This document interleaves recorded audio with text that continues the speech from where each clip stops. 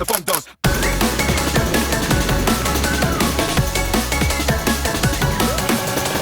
Nothing else bang harder as the funk does. Hi guys, I'm Nick Bester and welcome back to my channel. I've been running for 12 years now, and when I first started running, my 5K time was just over 25 minutes. I've managed to build that down to 14:34, so just over 10 minutes improvement. But I must say that was about 3 years ago. So this year I'm really looking to level up, reach higher heights and get to that 5K PB once again. I got within 9 seconds of it very recently, but with some of these tips today I'm going to use for myself, and if we don't believe, then it's never going to happen. So time for us to go out there and go get it. So here are my top 5 tips to improve not just your 5K time, but your running in general. The first of which is to incorporate hills into your training. So what you should be doing is you should look to approach these sessions with a purpose. Don't just go for a hilly run. You want to be doing sessions on these hills. So things like hill repeats, hill sprints. And good examples of these sessions. So the hill repeat sessions are slightly longer variations. Here's a really good example for you, something like 6 times 40 seconds, followed by 6 times 30 seconds. So recovery for those is on the way down, and then you get a 1 minute recovery between sets. And the effort levels you're looking to do the session at is around sort of 90 to 95% effort. So really working hard, almost at around your goal 5K effort. So it's almost a sprint, but you could probably find an extra tiny percent come race day. Then a really good variation for the hill sprint session would be something like 6 times 20 seconds, followed by 6 times 15 seconds, followed by 6 times 20 seconds. So slightly shorter than the hill repeat variation. These should be more snappy, sharper, shorter, sweet reps. And some tips for running form when you do these. So really look to have your arm at a 90-degree angle. You're looking to drive your arms from your pockets to your shoulders. Look ahead, try and keep your knees upright. Think staying nice and upright, and really hold that form all the way to the top, even when you start fatiguing towards the top.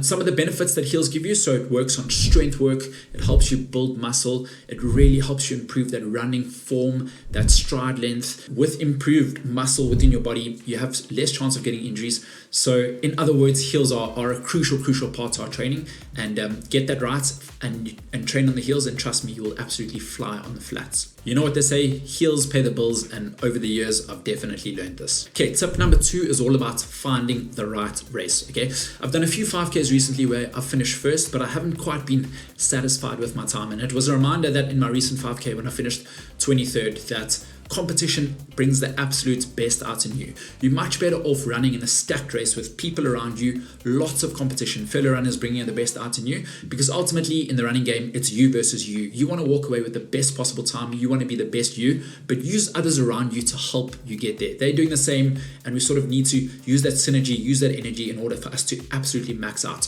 So look for park runs or races where there's going to be lots of runners in and around your pace, in order to just push you to those next levels. When it comes to the latter stages of a 5K, the 3K mark, the 4K mark, where you're really fatigued, your form is dropping, you want to slow down, often it's people around you and competition that'll bring out the best in you and help you to just tap into those extra reserves and absolutely max out. So yeah, nothing sort of more motivational than passing fellow runners at a later stage of the race, or even when a runner comes past you, trying to stick with them for as long as possible. So let's find those races that are, flatter, faster courses, so we walk away with a good time, but stacked with competition and fellow runners in and around a similar ability and similar time to us, so that we can max out all the way through to the line and have competition, especially along that closing stretch where we start getting tired. So do a bit of prep work. Races sell out very quickly these days. Find a race that suits you, enter it, and then start your build and aim for that goal race. Okay, so on to tip number 3. Do these 2 sessions twice within your training block. One towards the beginning when you first start, and then one towards the end, probably about 2 weeks or so before race day, so you're not too fatigued come race day, or it doesn't stay in the legs come race day. And the first of which is 10 times 400 meters with 75 seconds recovery.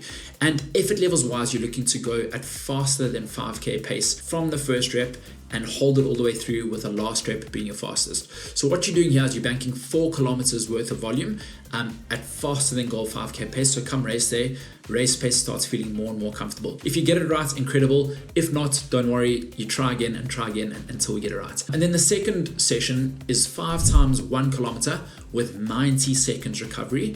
And this should be all at around target 5K pace. And what you might find is that in the beginning of the training, it almost seems impossible, and that's probably about right. You want to set bold but realistic goals. But with 2 weeks to go, after you've built up some consistent training and you got stronger along the way, hopefully that goal pace feels more and more realistic and achievable.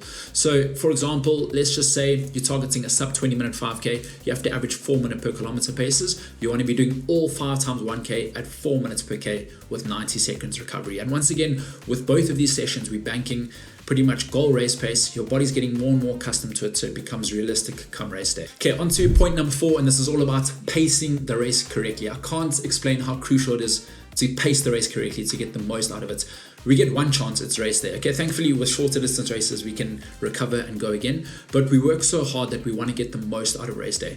And by pacing your race correctly, what I mean by this is you pretty much want to go off at goal race pace from the start, hold that all the way through with a final surge towards the end. So let's use the sub 20-minute 5K example once again. So you want to average 4-minute Ks throughout. Your first kilometer, you probably want to be going at around 3:59 to 4 minutes. You want to do that for kilometer 1, 2, 3, 4. And then your 5th kilometer, you can probably do around 3:50 or 3:55. So dip under, go and bank that sub 20 and walk away smiling. What you really want to avoid is going out too fast, trying to bank too much time in the beginning. So let's say in that example, once again, you might do a 3:50 first kilometer, have banked 10 seconds, but I've done enough races and I've been in this running game for enough time to know that if you burn too many matches on early on, you can seriously pay for it a lot more in the latter stages. So you're more likely going to lose a lot more than in 10 seconds, in this final closing kilometers. So don't get carried away too much. And a couple of tips to try and mentally help you break down a 5K, which helps you wrap your head around it in order to get the most out of it. So the way I see kilometer 1 is you've got adrenaline, you're buzzing. Kilometer 1 should feel easy no matter what, but you don't want to get carried away. Yeah, like I said, if you go 10 seconds too fast, you can really pay for it. So have a look sort of halfway through kilometer 1, or when you pass kilometer 1, have a look at your watch, have a look at your time, make sure you're tracking at around goal pace and not too much faster. Then kilometer 2 is all about laying the foundation for the 5K. All right, that adrenaline's worn off, you're settling into it, and you really want to try and match what you did for kilometer 1 if you went off and paced it correctly, but you're laying the foundation for the rest of the race. Then kilometer 3 is all about grind, okay? Often I find that before 2.5Ks, so just before halfway, you're burning, you're hurting, and you're not even halfway, and it's quite hard to wrap your head around. But then once you realize actually you passed that halfway stage, it's like you get a bit of a second wind, you get an extra kick, and every step you take from then on in, you're getting closer to the finish line. Then we move on to kilometer 3 to 4. Now this is by far the hardest kilometer in a 5K. If you nail this kilometer, you've had a good race. And you know what, I can sit here preaching and giving my best tips, and often it's a kilometer that I don't nail myself, but on those days that I do, it really pays off. So here you want to sort of like almost empty that tank, because in the last kilometer you can always find something. So really focus here, really, your form is dropping, try and hold that form, try and use others around you to bring out that competition. Think about what matters most to you. It's uncomfortable, but just get to kilometer 4 and try and maintain that pace. Then kilometer 4 to 5, that's the last kilometer, and you can always find something in that last kilometer. So just once again, just get, step by step, when you can hear that finish line, smell that finish line, put in that big surge. And that's probably the best way that you can possibly pace it. So like I said, go off at around goal pace with the intention of dipping under towards the end. And then finally, tip number 5 is to embrace that discomfort. Okay, racing is super uncomfortable sometimes. Sometimes I'm in a race and I think, why on earth am I doing this? Actually, not sometimes, all the time. But then, 5 minutes after the race, you get that runner's high and it's so worth it. So it's uncomfortable. Sessions are uncomfortable. And even running in general can be very uncomfortable. It's not comfortable for a lot of us, but it leaves us with such a good feeling that it's always worth it in the end. So in those races where we in super discomfort and demons are screaming at us to stop, we can train for those moments. So if I think now, after 12 years of running, I'm able to sustain sort of zone 5 for the majority of a 5K race. In my early stages, there's no ways I could do that.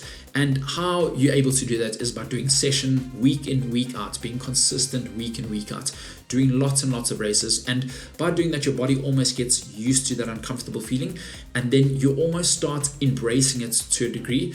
If you've watched any of my full send 5Ks with my head cam, you'll realize just how uncomfortable I am and how hard I'm breathing and working.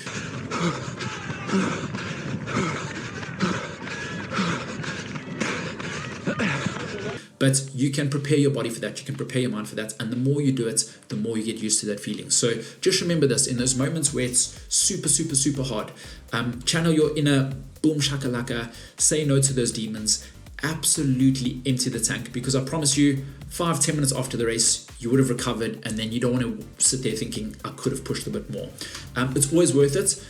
So anything you give in those moments right there, you'll thank yourself for it afterwards. Cool. Guys, like I said in the beginning of this video, these good times and improved running and PBs aren't just going to come to us naturally. We've got to go out there, we've got to train smart, and we've got to go out there and get it, and we're going to do exactly that. So together we grow. I'll post as much informative content on my channel as possible. But yeah, boom shakalaka, let's go get it.